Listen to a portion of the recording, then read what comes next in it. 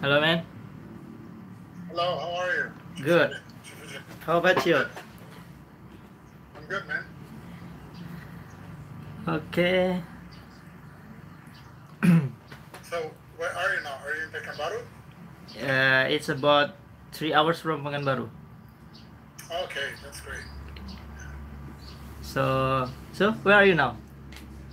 I'm in California. I'm in San Jose, California. Okay, are you still with Relo? I'm doing a project in Brazil for Relo, but I'm there because I'm doing something else. Yeah, I was participating in a program at a university in Santa Cruz, which is close to here. But I'm still doing a project for Relo. Yeah. Okay. So will we go back to Indonesia for some program? I don't know, man. Like so far, I don't have anything certain yet. I may go there to maybe collect some data for my PhD program. So but I'm trying to see if that's possible. You know what I mean? Like it's not nothing is certain yet. Okay. Okay. So it's, I mean, very busy, right? You're very busy, right?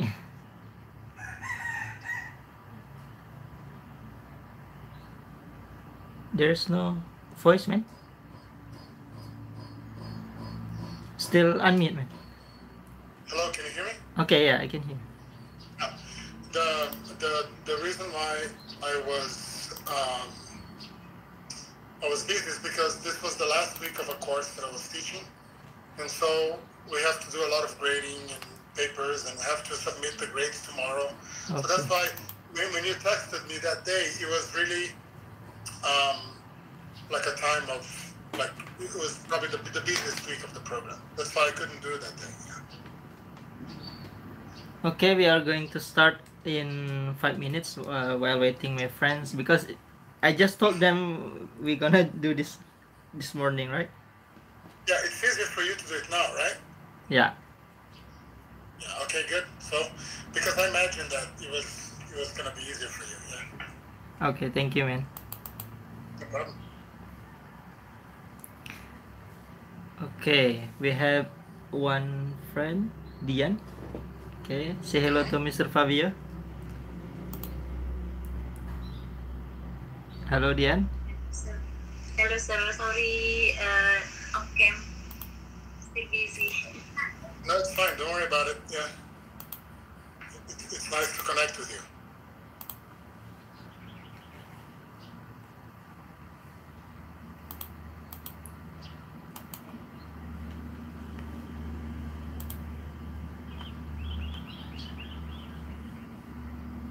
So where are you teaching? I'm teaching in State Junior High School now.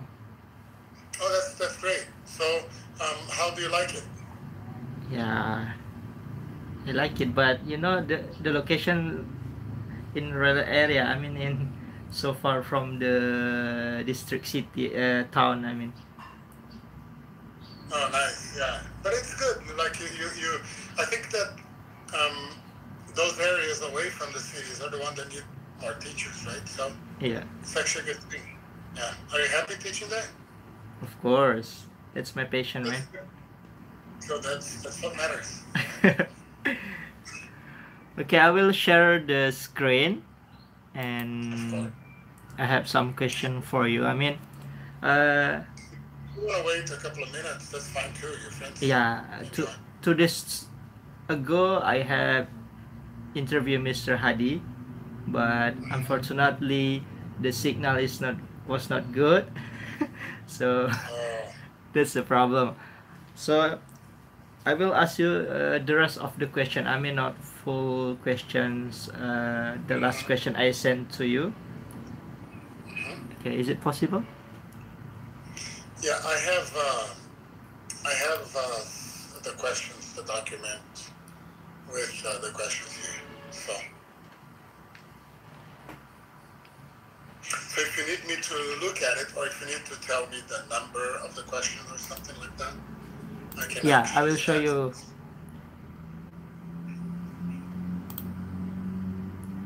Can you see?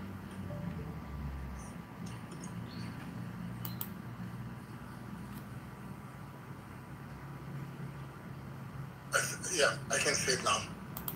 If you can, yeah, I can see it.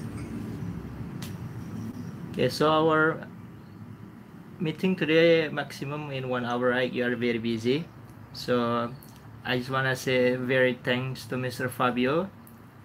So guys, we will start in a minute. Do you want when you start, you can record the session if you want to. Yeah, but I have recorded, but the problem is the Gmeet is what we call limited for record this one. I just record with my phone. Okay. Okay. That's good. Okay. So little bit the background about my school. This school is located in transmigration. I mean in plantation area of what we call palm oil plantation. So it's located about 2.5 hours from Pekanbaru city. So it's a little bit rare area there. I mean rural area. So the problem is about some of access to be there, but the what we call the economic condition from the family itself about 50% is good, 50% is low and lower in the middle condition.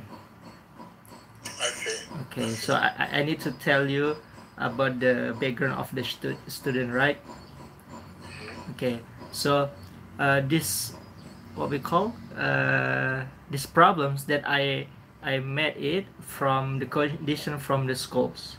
Actually, I have about 18 questions, but because we have the limited time, so I just ask you the what we call the selected question. So we'll skip some question, but if it's possible for you to give a little bit explanation about it, as long as the time is enough for us, right? Yeah, great. Okay.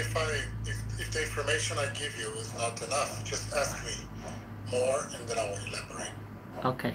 So here we have some friends, Mr. Fabio. Maybe they are still trying to join, but now still two friends, right? And we will let them to ask you that I will give the sign that they want to give the question, right? Okay. So guys, if you want to ask to Mr. Fabio, I will let you and give some minutes for you to ask to Mr. Fabio. So let me finish some of my question first, and then I will give the time for you also. Let me say hi to everybody first. Okay. DM Desi and Miss Nawati, okay? Nice to connect with you, and you too, Shafuddin. Hi, man. I already know you, and I already said hi, but hi again. And it's a pleasure to be here, and I hope I can be helpful. I will give you my perspective. Nothing that I'm going to say here are definite answers. All I can talk about is my experience as a teacher myself, so I'll do my best. Thank you, Mr. Fabio. You're welcome. Okay, Mr. Fabio, as I remember that you have ever taught in Semarang, right? Yeah. Okay, so after that, I taught in Semarang 3 years. 3 years, and in Pekanbaru 3 years or 2 years? 2 years. 2 years. Okay. And the last time I invited you to come to our seminar, right? Yeah, I remember that, of course. Okay, that's great. My last time also in Pekanbaru, and then I moved to Thailand, join Rido. Oh, okay. How is Rido? Is he still in Thailand? No, I'll go back here about one year ago, yeah, because of the COVID. Okay. Is he doing okay? Is he fine? Yes, so far so good, man. Oh, excellent. Yeah, that's great. Okay, so we can start now? Sure. Okay. Okay, welcome everybody. Today we have a special guest, Mr. Fabio from USA. My my former lecturer in State Islamic University of Sultan Syarif Qasim Riau. Okay, today we are going to interview Mr. Fabio.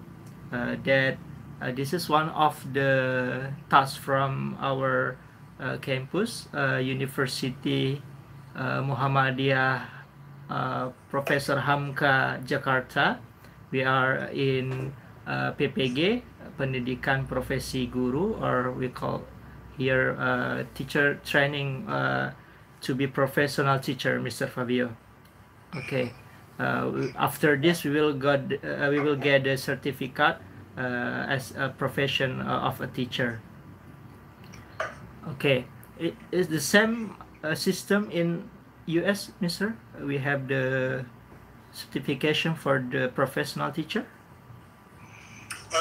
It's a little different because this is a certificate. Right here, you have to get a credential, which is a longer program. Okay. Okay, so maybe the first question is about the student motivation. So in my school, the problem also about the motivation from the student to learn English. So what's your opinion about the cause and the solution for this, Mr. Fabio?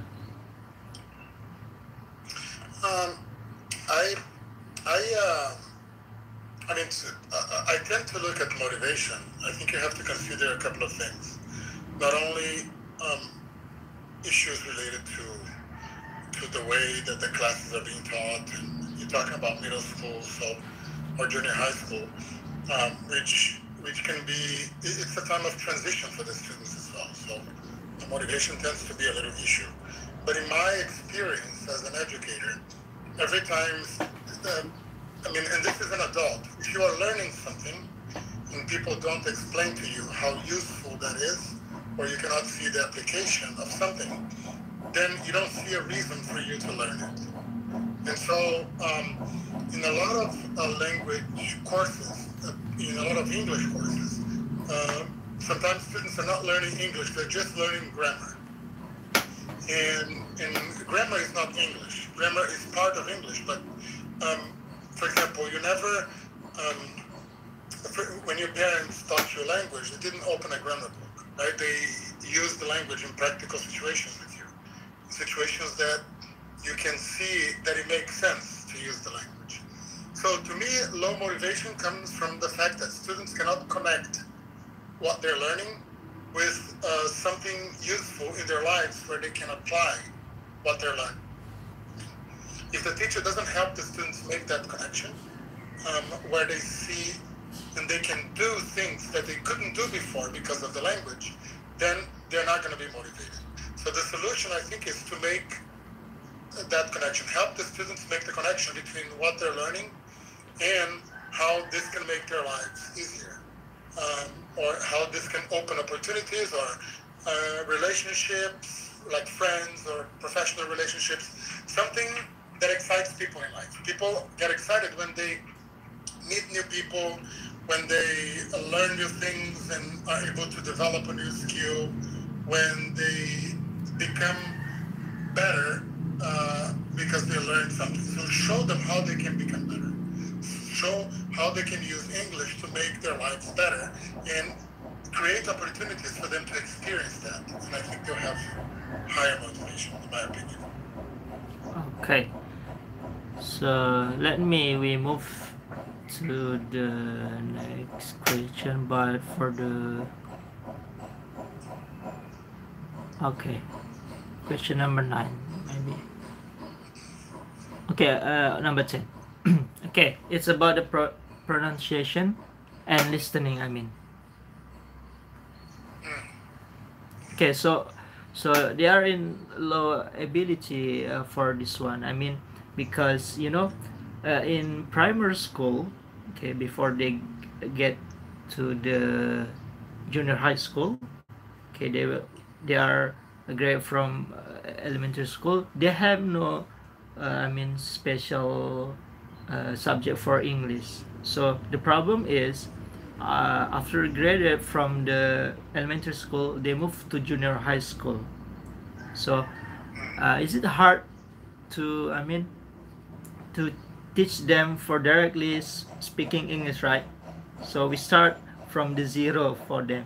So what do you think about this one? Because their pronunciation and their listening is very very basic.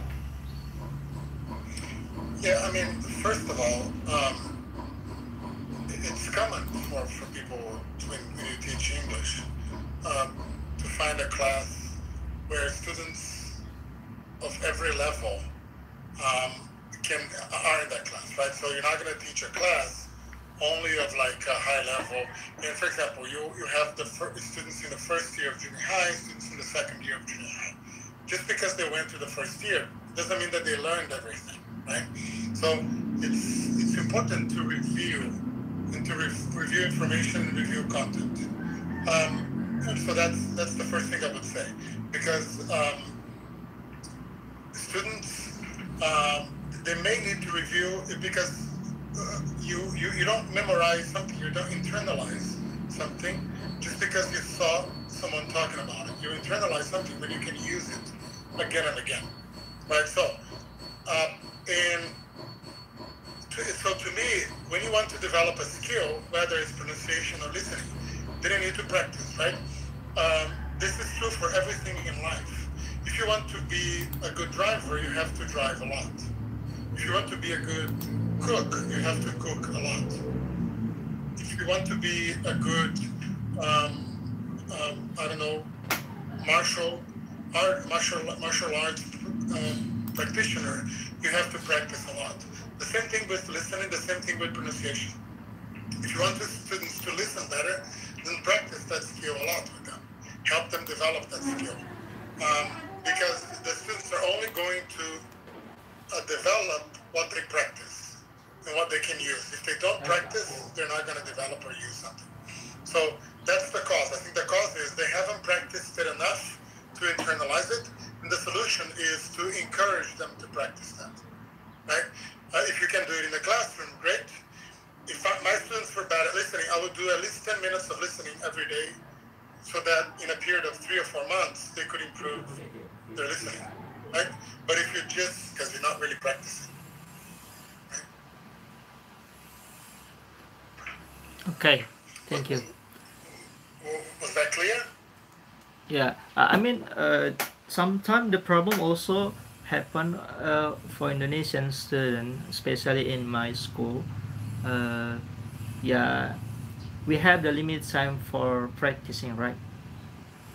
Okay, so we have to catch up the target of the student achievement, right? They have to pass their level in limited time. I mean, for English itself, we only have about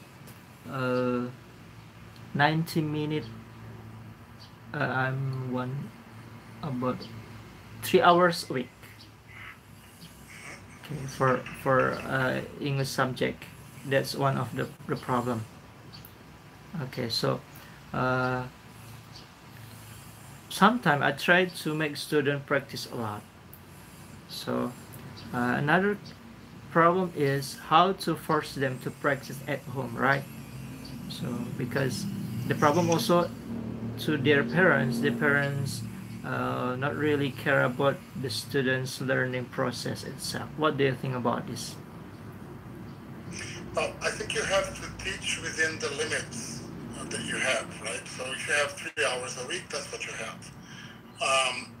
If you want the students to practice more, I mean, many teachers are doing what we call here flipping their classroom, right?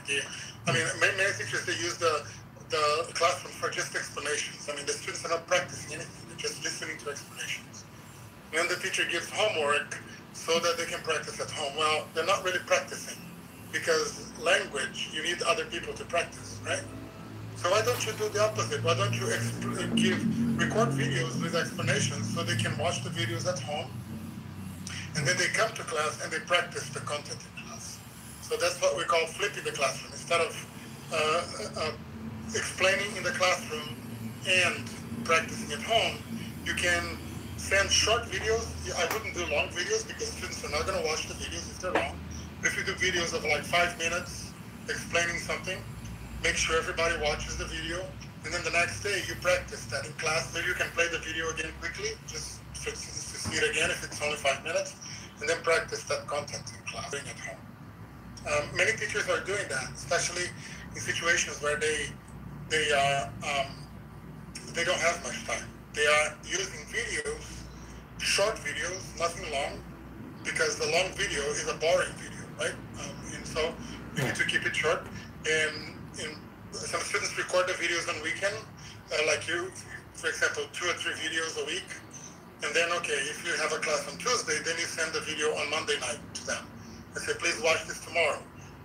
Because the video is only 5 minutes, you can also play the video in class the next day, right? And then you go straight into practice in the class. The more you can use your classroom, less for explaining and more for practicing, then the more the students will develop language, in my opinion. Okay, yeah, I will try it next time, because the problem also you can look at that. It's called flipped classroom. okay. This way of teaching. I'm gonna put it in the chat. Okay, man. Flipped classroom or flipping the classroom. Okay. If you Google this, so you will learn a lot about it. It's like doing explanations at home and doing practice in the classroom. Why is it flipping? Because you're changing the logic. Usually teachers, they teach in the classroom and they do a lot of homework. No. You will teach at home and they do the practice in class. Okay, thank you, man. Okay, the next question. Okay, sorry, the question probably is what we call is very easy for the second language student, right? But it is very hard for the foreign language student acquisition, right? Okay, it's going about the teacher have no be able to present material in the form of text through innovative media. I mean, using the innovative media, okay, because the student need the very easy media, right? So it's hard for teacher also to provide it. Okay, so what do you think about this? I mean, look, if the teachers can, in my opinion, right, if the teachers can use the media to talk, social media or any type of media to talk to friends, to send videos on TikTok or any other platform, or to do videos, so they could do the same for the classroom, right? So it takes the same effort. Of course, some teachers, they are not familiar with these apps or this type of media. They will need training, right? If you want teachers to do something, then train them first, right? Do professional development. You cannot, if people don't see how the technology that they have can make their classes easier for them and for students, then they're not going to make the connection, right? But it's not that they can't. They can do it. It's just that they haven't been taught how to do it, right? Teachers should also learn those things so that they can make them happen in their classroom, and they can make their teaching better for their students. So if teachers, they're not doing something that is beneficial to students, so they need training in how to do it, in my opinion. Yeah. And if the school is not training teachers, so the teachers can get together and they can, there's at least one teacher who knows how to use social media, record videos, post the videos, create a WhatsApp channel with the students to post the videos. I mean, if you make videos on your phone, you can post them on WhatsApp with explanations and the students can watch it. If you open Zoom and do a meeting by yourself, you can record that meeting and then send it via WhatsApp, right? So everybody can do that on their computers or phones, right? And so this will take like very quick training, right? You can make some slides, present them on Zoom, even by yourself, and record the presentation with the explanation, and then send it to students via WhatsApp. Okay. And it's as easy as that, right? So If the school doesn't provide this training, I think teachers can organize and train each other in things that they can use immediately, right? So if you have like 3 types of technology that the teachers can use, do a training once, give them a little bit of homework. Okay, for 2 weeks now you're going to use this technology, and talk to us about it. I have some questions more, but please finish your first. Okay. Okay. Okay. We move to the next question, Mr. Fabio. Sure. Okay. Okay. This question's about the method or the technique itself, because the student lack of motivation and they are very shy to present at the front of the classroom. So it means the teacher should have special technique for make them very comfortable and very what we call very confident to present. So what do you think about this? So I don't know if I like the idea of making students present in front of the classroom. When you use English in your real life, you speak with small groups of people, sometimes 1 or 2 people. To force students to go to the front of the classroom, it's a torture to a lot of students. You're not making them enjoy English, you're making them afraid of English. I prefer to use small groups. Students, they will speak in small groups, much more than they will speak in front of the classroom. Why do they need to go in front of the classroom? Maybe there's 1 or 2 students who like to go, let them go. The rest of them, make them in small groups. If you put students in small groups with their friends, they'll be comfortable to speak. If you put them in front of a classroom, they're not going to be comfortable because people are going to be laughing at them. So I think the technique is wrong. If the teacher is using, every time the students have to present, they go to the front of the classroom, that's a big mistake. Because many people don't like presentations, they're not comfortable with presentations, and most of the oral communication that we do in our lives is not presentations. We talk to small groups of people. So the classroom should reflect this reality. A teacher, if you ask them to make presentations, maybe once a month, that's okay. They can make a presentation, but every day they should not be presenting. They should be speaking in small groups. And presentations is a waste of time, because if you make small groups, everybody in a group can participate in 10 minutes. If you have 1 student present and every other student present, you waste the whole class and you make the class really boring, because everybody's just waiting for 40 minutes listening to people. That's a very bad strategy. I don't do it in my class unless they are presenting like a final work or a final project. And that's very rare. I think it's a waste of classroom time to make people present. If you do it small groups, you save time, students are happier, everybody gets to speak, and they don't feel tortured, they don't feel intimidated, because they're not in front of everybody, they're just in front of 3 or 4. Okay. Much better. Okay, so it means we have to make them very yeah. Sorry.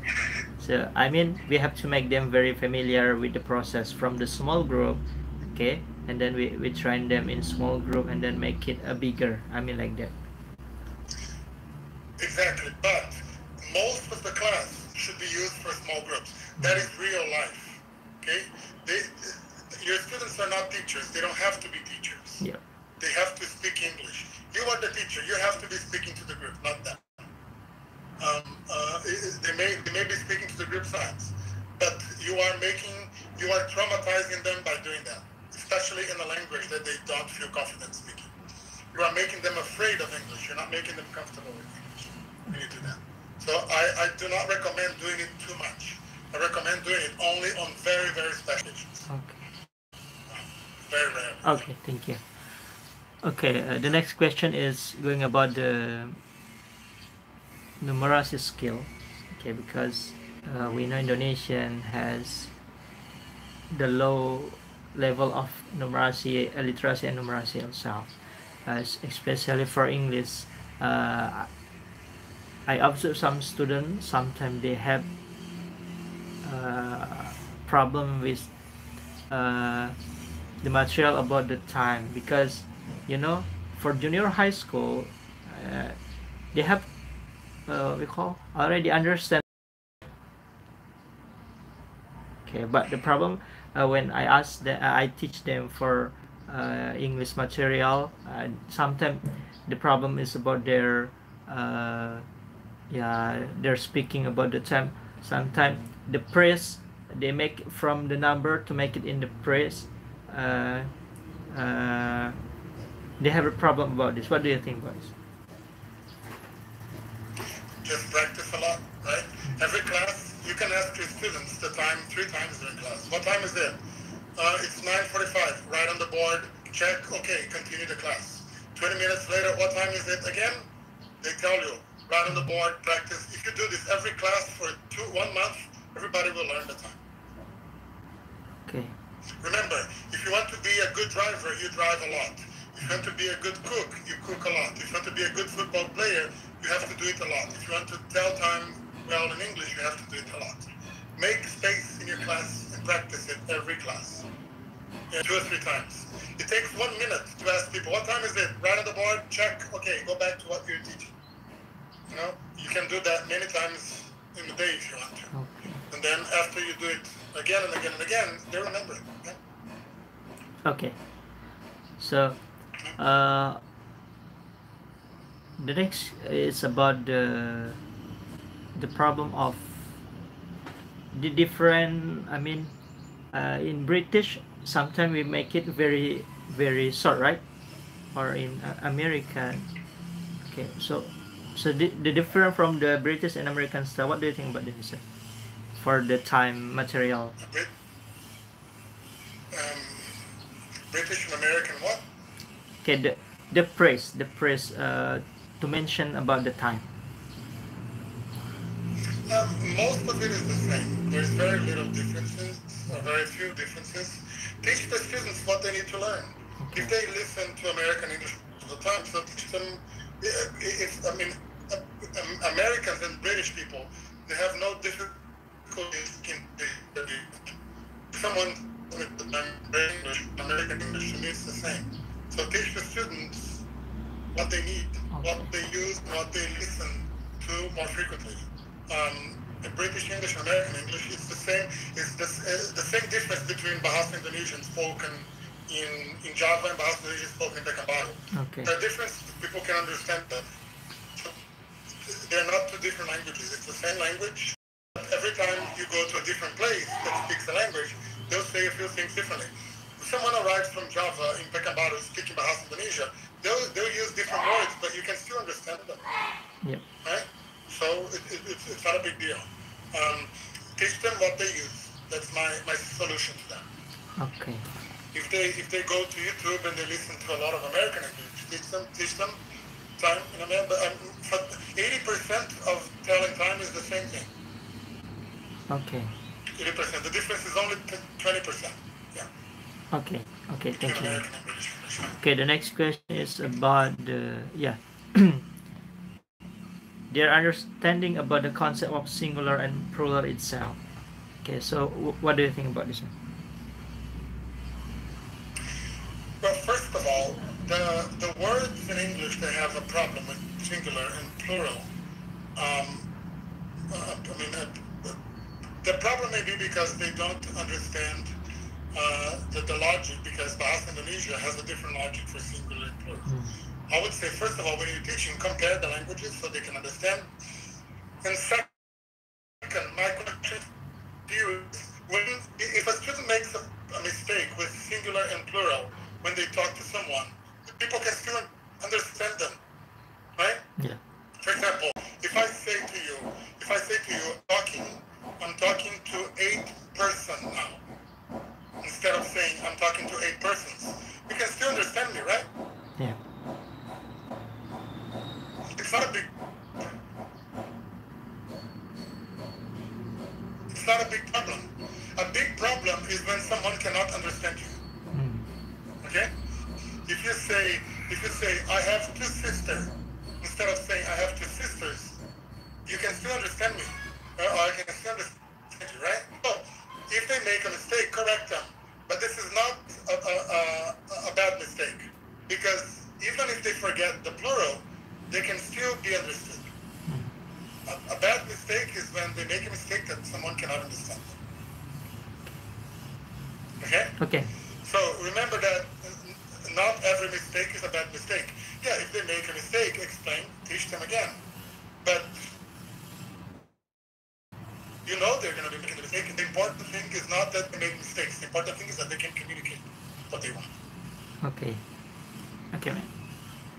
Okay, the next question. Okay, maybe. Okay, this one. Okay, it's about the demonstrative material. Okay. Okay, student very hard to. I mean, the problem also about the practicing also, right? Okay, so sometimes the teacher, Which one? yeah, teach them how to teach them very familiar with this demonstrative. Sometimes they cannot compare between the demonstrative in the short rhyme to the far rhyme. Yeah, because yeah, I mean, I think that again you're talking about linguistic differences, right? Right? We talk about linguistic differences. Sometimes it doesn't really matter. That doesn't really matter so much, right? I would say explain, practice a lot. Yeah, I think you can see some patterns here, right? Every time, explain in a situation that the students can understand, not just telling them rules of grammar, but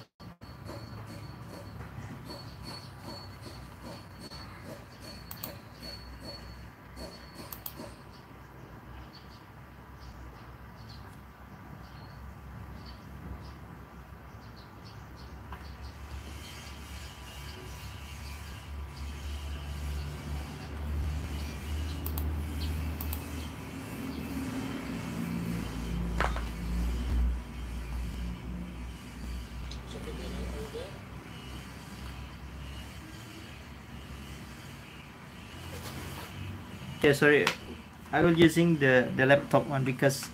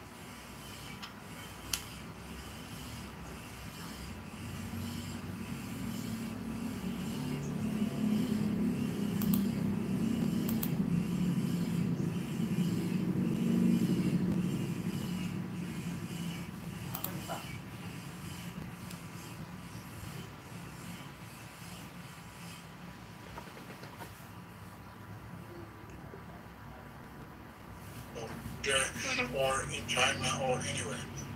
I think that the differences are more differences of culture in traditions that they have.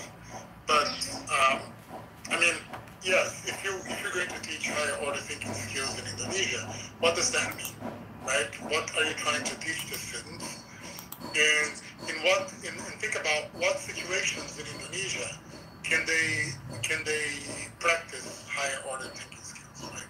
Maybe to be more critical, maybe to be more to develop opinions, right? Maybe to question. So I think in the English language classroom, the more your students are making things, creating things, evaluating things, and those are high order thinking skills. Right? It's the skills that make them not just apply the information, but process the information and produce something with that information. So every time you teach something, the goal should be, what can my students do with it? What can they do now that they were not able to do before? If your teaching goes in this direction, you're probably going to be developing higher order thinking skills naturally. But if your teaching is just for tests, this has nothing to do with higher order thinking.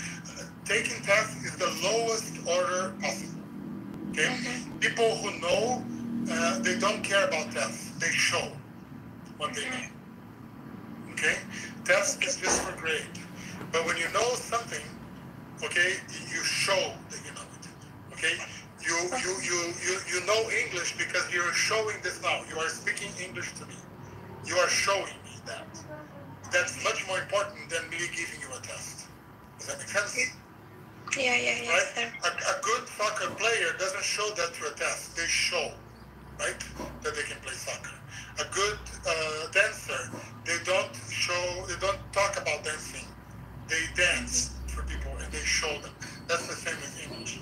So your class should be designed so that students can use what they're learning and show that they're learning by doing things. The more you do that, the more you're going to be practicing higher order thinking skills.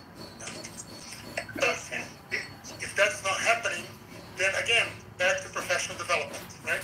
Because many teachers don't know how to incorporate high order thinking skills. It's true, sir. And it's fine, it's not their fault. I mean, I'm sure if they learn, they can do it, but they need to learn. Right? Okay. Okay, Miss Na? Miss Na, right? It's related to my question to number 16. Yeah, about the higher order thinking skill, right? Yeah, maybe you can move to the next question. Okay. Number 17. It's about the ICT skills, Mister. So the problem also in Indonesia, the problem sometimes it's not only about the teacher, student, but also we are going to use the ICT itself, but the access is the problematic, right? So it's make the teachers still minimal to use it. So what do you think about this? Again, like before I talk about ICT in particular, again, if a teacher is not using something, professional development, right?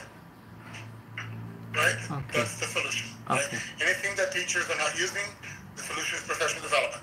I was talking to the other participants saying, there's two things that I'm repeating a lot. Remember, if a student doesn't know something, practice more. If a teacher doesn't know something, professional development, right? Those are general solutions here. Now, ICT, my question is, do students have cell phones? In junior high, most of them do, right? So, and my question to you is, do you use cell phones as part of your teaching? Do you have students record videos and show things on a weekly basis, not just sometimes, right? Do you create a WhatsApp group with your class where people are only supposed to communicate in English, right? So that they can practice texting in English, right? Of course, make some rules, right? You're not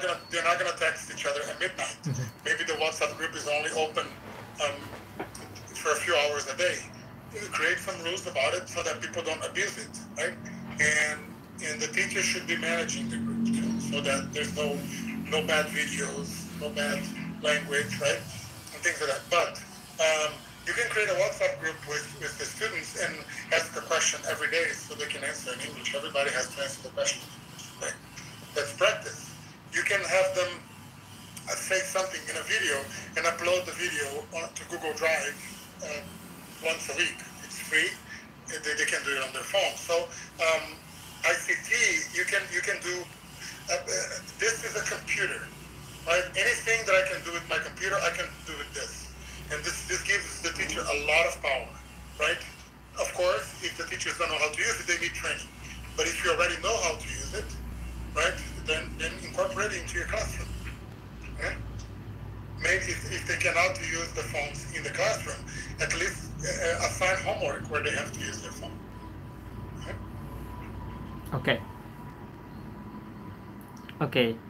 Okay, maybe that's the last question from me, but I have the previous question.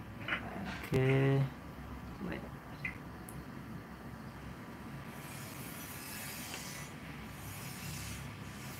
Okay, it's about the communication between teachers and parents. Okay, so we have problem about this also. What do you think about this, Mr.? Can you be specific about the types of what's the problem here? What do you mean limited? Yeah, I mean here, the majority from the parent itself is a worker in what we call in the factory of the plantation. So when the teacher want to invite the parents to come to school to talk about their children, some maybe only about some of them can join us. So the rest is the problematic about their learning process and so on. So what do you think about this? I don't know, like I think if the parents don't come to you, go to them as much as possible, right? Of course, you cannot go to every parent's home every month, but you can try to. If a student is not having any problems and their parents are not coming, then it's not a big deal, right? If the student is having, at least those students that have a lot of problems, you need to talk to parents and the parents never come. If the parents live close to you, go and visit them, right? Take a day and an afternoon and go for half an hour and say, hey, I need to talk about your child. Because I worked in a school in the United States where we did parent visits, right? We didn't do all the time, but we did for all those cases that were very serious and the parents would never come. So usually in every year I did about 5 or 6 parent visits, home visits. So I went to the home and talked to the parents. They don't come to you, go to them. That's the only way. Unless you can try to connect to them via technology, which is also another possibility. Yeah. Okay. But sometimes we need to speak to parents. Yeah, that's all from my question. Maybe we give for our friends to join to us about their question. Maybe. Anybody want to ask Mr. Fabio? Can I first? Okay, please. Of course. Okay, I think I don't get it, sir. I still don't get it. Number 6. Why is it happen? That depends. That's the question that I give to you, right? Mm-hmm. Why do you think the parents are not talking to you? What do you think? Maybe because they're shy or afraid to come to school? Could be. So it's a cultural issue, right? Cultural issue. Okay, sir. So then your job now is to remove that fear. Mm-hmm. Right? Again, if they don't come to you, go to them. Okay, sir. That's the best way. You don't have to go to all the parents because some will come to you, right? Or create a social media group with the parents. Try to do that. Yes. And so if they are afraid, then make them feel comfortable. Go to them, make them feel comfortable. Maybe parents sometimes they'll be shy to talk to you. Start, instead of inviting them to have a serious talk, start the year by saying, "Hey parents, I would like to do a parent gathering. Every parent brings one dish and we have a dinner. Meet them first, make them feel comfortable. Make them see that you are a nice person, that you like to talk to them. Make it something fun where everybody brings a dish, right? Each family brings a dish from home, and then make a relationship with them. And then later you can use that relationship to talk about their children. Right? Okay, sir. Okay. Friends, How about others? You want to Yeah. join to us, Mr. Fabio? Miss Desi, Miss RC, Miss Vinola, Miss Edie. This is I think your friend, right? Mr. Saprudin question is already. How about Miss Neti, Miss Sylvia?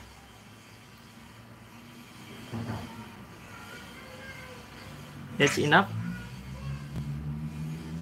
I think that a couple Okay. of Please, Miss folks have raised their RC. hands. Yeah. Hello, Miss RC.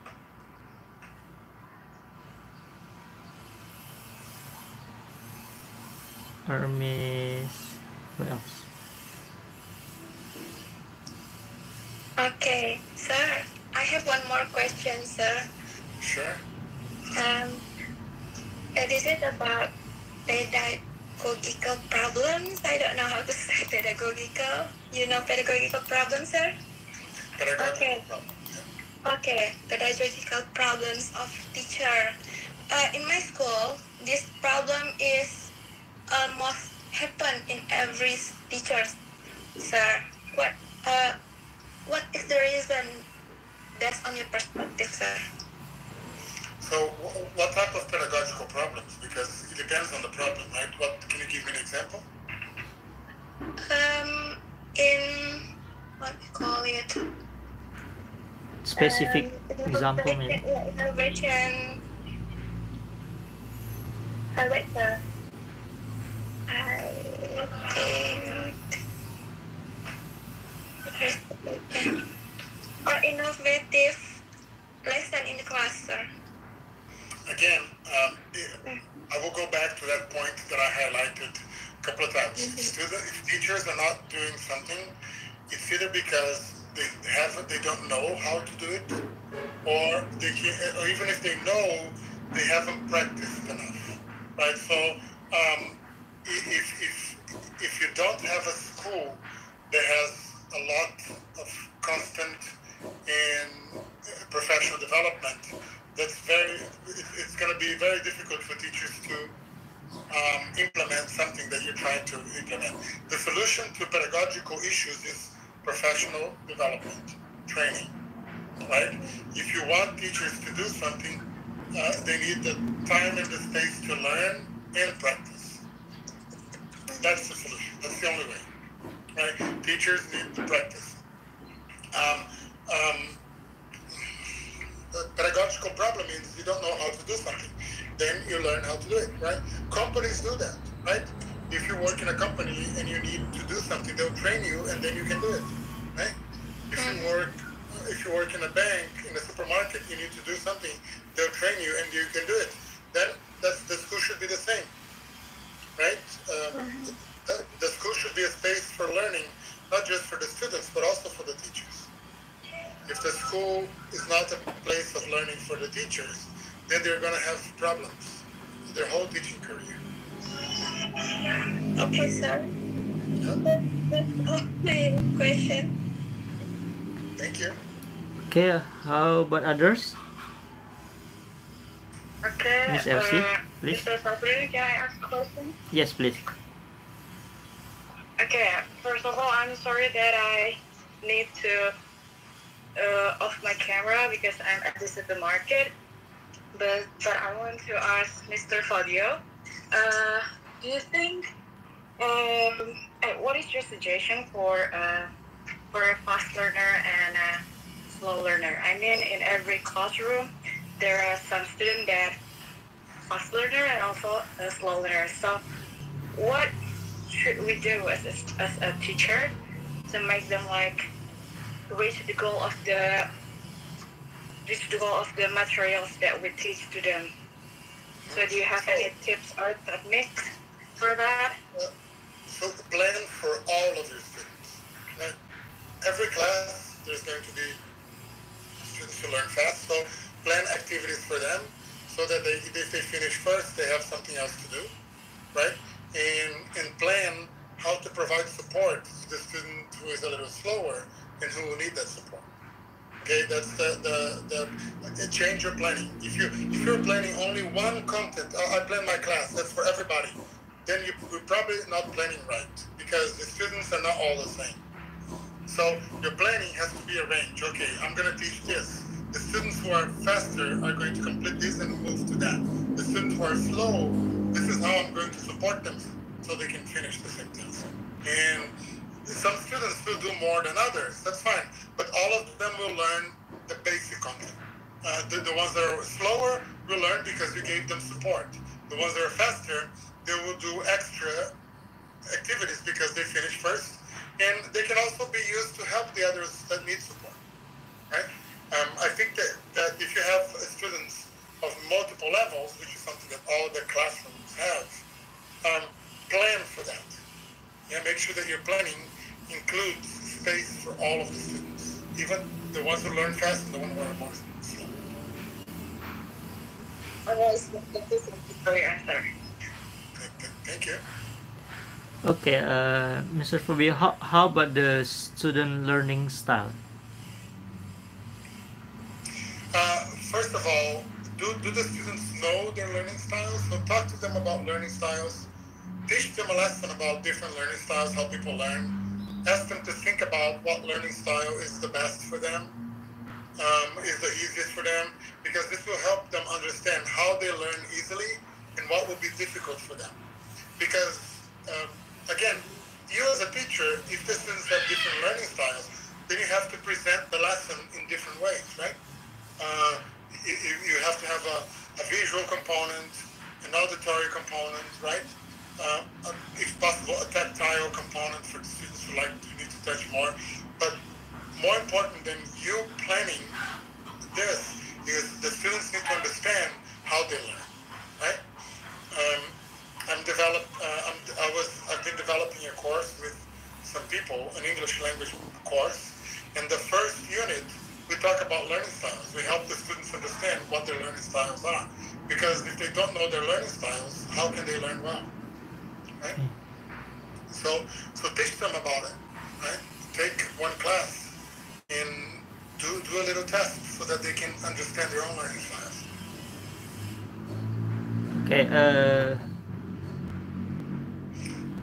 Okay, Mr. Chef, Miss may I Nettie? ask a question? Yeah, please. Okay, Mr. Fabio, I have a question. What should the teacher do when the students cannot understand or analyze the contents of the text? If the students cannot understand and analyze the content of the text, we break the text down into parts and do everything slowly, right? Again, if you are doing a reading activity, every reading activity should have a pre-reading activity, right? Where you prepare the students for the reading, right? And then during the reading, there's multiple levels. First of all, you can talk about the text in a more general way.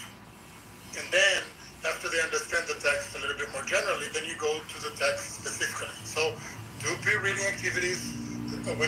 While they're reading, start with general knowledge and then move to specific knowledge, and then do something after the reading to make sure where they use that information to make sure that they understand it.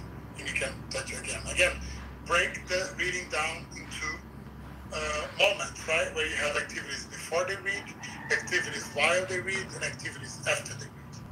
So reading activities and listening activities should only be taught like this. You do a pre-reading, you do a during reading, you do a post-reading. That's the way it is. If the activities in the book are not enough for pre-reading, then add more. right? If you think the text is more difficult, because the more pre-reading you do, the more prepared they are going to be to actually read the text. And most importantly, make sure the text is in their level, right? If your students are level, let's say A1, CFR, and you're giving them a text that is B2, of course they're not going to read it, right? Because it's not their level, right? So make sure that the reading material is at the student's level or slightly above, not too high. Okay, thank you, sir. You're welcome. Okay, any more question, guys? We have special guest ED. Who is Miss ED? It is my friend, sir. Okay, your friend is Dian. So, any question from your friend? Yeah, feel free, no problem. Yeah. Anything you guys want to ask, yeah. Okay. That's all enough? That's all for me. That's all for me too, sir. Okay. That's good. So I hope this was helpful. Yeah. Yeah, it's very helpful, sir. Thank you. Okay, thank you very much for coming, everyone, and special guest today, Mr. Fabio. Now you are in California, Mr.?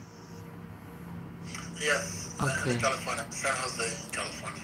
Okay, I hope you will visit Pekanbaru again, right? Yeah, I hope I can visit too. I would love to go back. Any plan for Come to Natuna, sir.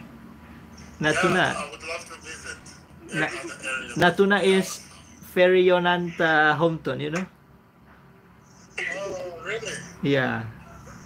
Yeah, it's yeah, Natuna has very beautiful beach, sir. Oh, I can Like imagine. Mr. Shepherd's background. Okay, welcome, Miss Elizabeth. Just join us. Any question for Mr. Fabio before we close the session? No, sir. Sorry, I just joined this link. It's okay. That's okay, no problem. Yeah, we have the time for you to ask to Mr. Fabio, Miss Elizabeth. Have time first to think about the question, sir. Is it okay? Maybe only 1 minute. I need to check my questionnaire first. Is it okay? Okay. Of course. Yeah. Okay, while waiting, Miss Elizabeth. Okay, Mr. Fabio, your experience in Pekanbaru in Semarang, right?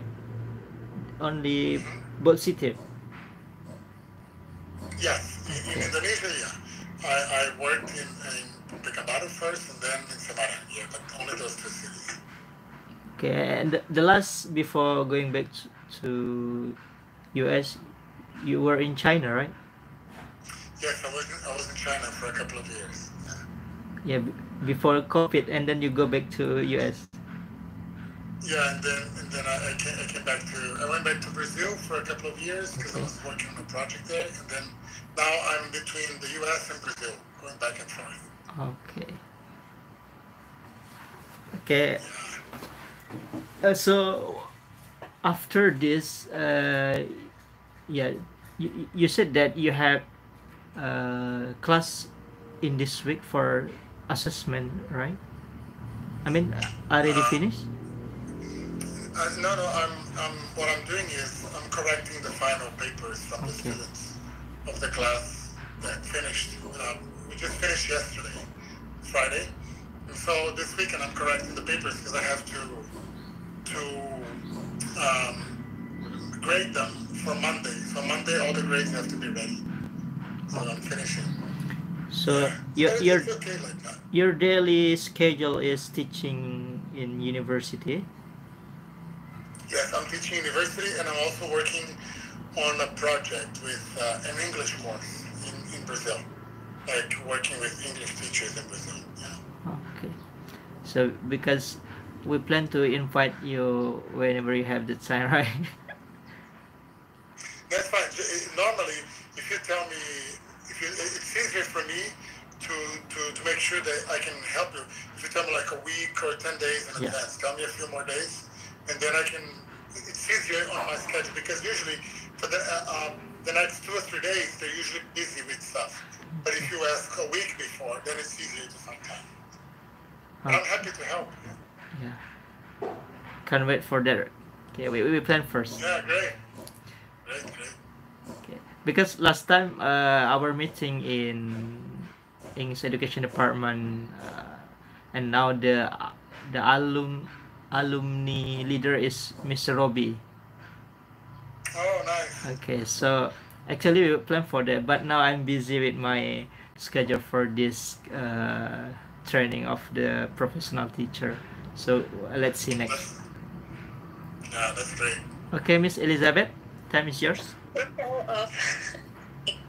Okay, but before I ask a question, maybe I will ask to Mr. Syafruddin first whether this question has been asked or not. So I will not repeat the same question. If it has already been asked to you, sir, I will just listen to the recording rather than asking you the same question. Okay, so my question is related to HOTS, higher order thinking. Have you asked that question, sir? Actually, we have Miss now also, but maybe different student and the school and the condition will be different cases, right? Okay, please, Mr. Fabio. Yeah, go ahead. Can you just read the question again? So, or because I don't know if there's any changes to the questions that you may have. Okay, so alright. So the problem that I often face in my classroom is it is hard for some students to answer hot questions. Yeah, so when I come to them with higher order thinking questions, not all of the students can answer the question well. So my question is, what do you think the factors influence this problem, sir? I think that there may be a problem too in understanding what higher order thinking is, because the HOTS means higher order thinking skills. It's not just a type of question. What is a skill? An ability that the student develops. So when I answer the question, it doesn't. You can ask any questions you want, but if your class you're only presenting information, and the students are not doing anything with that information, they're not practicing anything that is higher order, right? What are the higher order thinking skills? Can you list them for me? Some of you? Analyzing, and then what else? Producing. Yes. And then the student can create something from that one. Exactly. So when you analyze something, that means you are using information and synthesizing that information based on your experience. When you are producing something, you are creating, right? So that has nothing to do with asking questions. My question to you is, when you teach something to students, do you teach for them to use that and do something and show that they know it, or do you just teach it for them to take a test? If you're just teaching for them to take a test, you can ask any questions you want. They're not practicing any higher order thinking skills. Higher order thinking skills have to do with how they apply the knowledge. It doesn't have to do with the question that you ask. Sure, some questions they require more thinking, and they tend to trigger more higher order skills. But that's not the question that determines the level of the skill. Is the way you design your lesson. If you are designing your lesson for students to show what they know, they're always practicing higher order thinking skills. If you're designing your lessons for students to take tests, they're not developing any higher order thinking skills. Higher order and lower order, they're not types of questions, they are types of skills, types of abilities that the students develop. That's the most important thing I would have to say about that. Okay? Okay. So I can conclude that as a teacher, maybe I only focus on the question, not to the skills, and ask the student to practice the skills itself. Yes, sir. Exactly. So let me give a concrete example of that. And that's not a problem that only you have. We teachers have this problem. So for example, okay, let's say if a teacher goes, okay, today we're practicing the present. So the teacher explains the present, right? And this is how we use the simple present in English. Okay, let me ask a higher order thinking skill. Okay, how does the simple present compare with verb to be? No, that's a higher order thinking skill. But still, my lesson has nothing of higher order, right? Because I'm just explaining something and I'm just asking a difficult question that I didn't prepare my students to answer. So, what would a higher order thinking skill lesson is? Okay, well, how do we use the simple present in English? Talk about everyday and habitual activities. Great. Ask every single student to make a calendar of what they do every week. What are the main activities for your week? Now, talk about your calendar in a small group to your friends. Explain your calendar in English. See, they created something and they're using the simple present to explain their calendar or their agenda, the weekly agenda to students. This is much more higher order than just asking them a question to compare the simple present with the present tense. Okay. Right? Because when you're asking if they can compare the present simple present with the present continuous, it doesn't show any understanding of them. But if they can make a schedule and they can explain that schedule to someone using the simple present, then they produce something. That's higher order. Right? Yes. Because you have an example that they did something using that knowledge. That's more higher order than just answering a question. See what I mean? Okay, so the teacher also need to make sure whether the question already I mean like the instruction really really test their order thinking skills or not. Yeah. Okay. Connect your instruction to production. Okay. Okay? To production. Or to evaluation. Everything that you teach, when you test it, when you assess it, ask the students to do something that involves some low order thinking and some high order thinking. But have them do things, not just answer questions. And let me tell you something. If they do things, they will be able to answer your questions. But if they don't do things, they're not going to be able to answer your questions. Okay. All right. So the key is ask the student to think, help the student to think. Yes, sorry. Exactly. But if they do something first, the thinking will come more naturally. Right? Okay. So, okay, yes, more sir. question, please. Okay. Okay, sir. Maybe I have one more question. So it's about student proficiency. Yeah. I find that some of my students have different. Some of them like slow learner, and then some of them also fast learner. So my question is, what can we as a teacher can do to help the student in order to to make that teaching activity can be effective by considering all of the kind of students we have in the classroom. I answered a similar question before. My question is planned for all your students. Right? Okay. If you're planning a classroom for the fast learners, then you are ignoring the slow learners. If you're planning a lesson to the slow learner, then you are ignoring the fast learner. Plan lessons that have variations for all the learners. It's very easy to make. Yeah? If you plan for everyone will have a space. If you don't plan for everyone, some people will be left out. Yeah. That's the reality of every single classroom in the world. Every single classroom has fast learners, slow learners. This is going to be, if you teach until the day you die, this is going to be your reality until the day you die. That's the reality of education. Yeah. Okay, maybe do you have something more specific, maybe kind of activity that we as a teacher can do in the classroom to to engage all kind of students in our classroom, sir?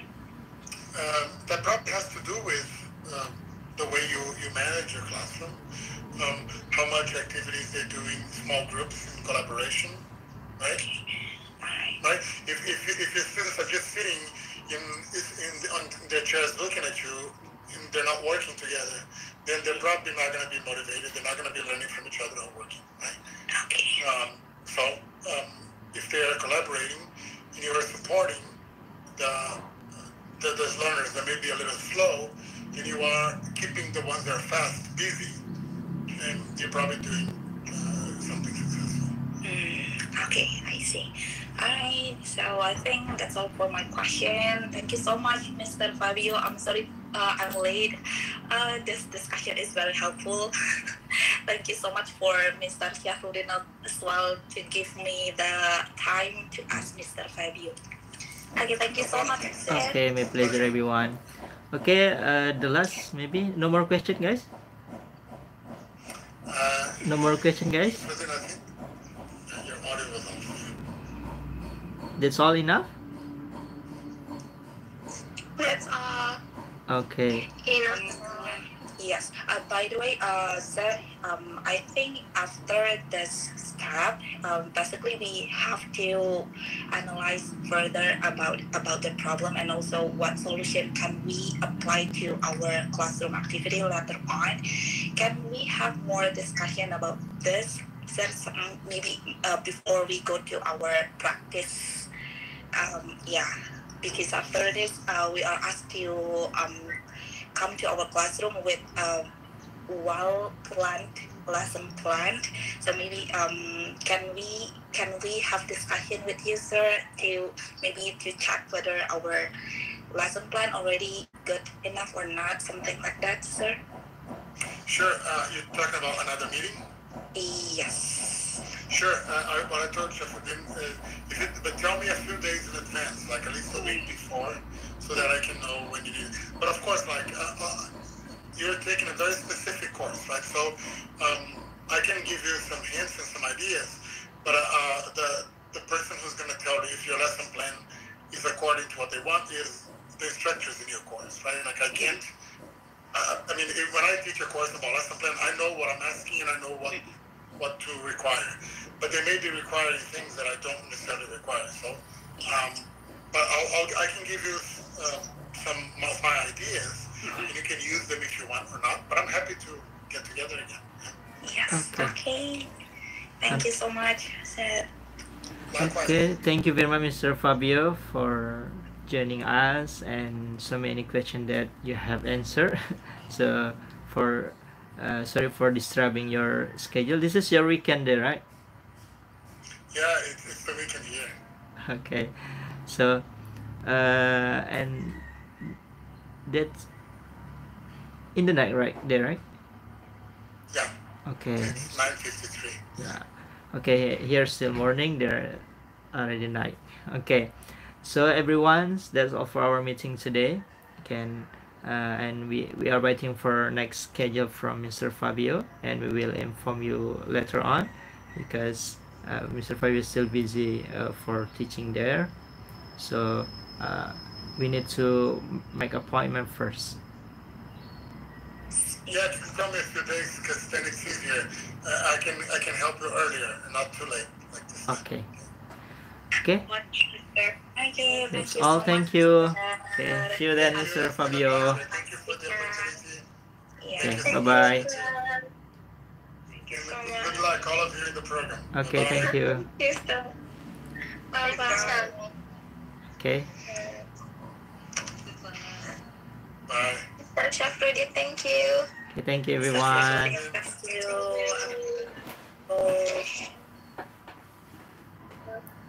Assalamualaikum. Salam. Thank you. Oh ya, Mr. Syafruddin. Ya.